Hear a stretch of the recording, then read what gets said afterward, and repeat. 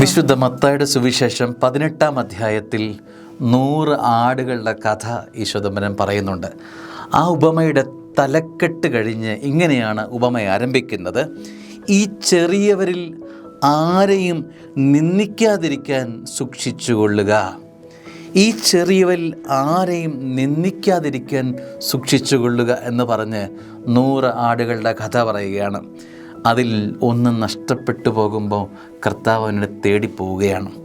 ചെറുത് ആയതുകൊണ്ട് അത് ഉപേക്ഷിക്കാനുള്ളതല്ല, അതും സ്വർഗത്തിൻ്റെ മനസ്സിൽ പ്രിയപ്പെട്ടതാണ് എന്നർത്ഥം. ഈ ചെറിയവരിൽ ആരെയും നിന്ദിക്കാതിരിക്കാൻ സൂക്ഷിച്ചുകൊള്ളുക. ജീവിതയാത്രയിൽ നമുക്കുമുണ്ടാകാൻ സാധ്യതയുള്ള ഒരു ചെറിയ ചിന്തയാണ്: ഒന്നല്ലേ ഉള്ളൂ, പോട്ടെ, ബാക്കി 99 കയ്യിലുണ്ടല്ലോ. ചെറുതായതുകൊണ്ട് നമ്മുടെ മനസ്സിൽ ഇടം കിട്ടാതെ പോകുന്ന ജീവിതങ്ങളുണ്ട്. മാറ്റി നിർത്തരുത്. അങ്ങനെ ആരും നിൻ്റെ ജീവിതത്തിൽ നിന്ദനത്തിൻ്റെ വിഷയമായി മാറരുത്. ചേർത്തു നിർത്തണം.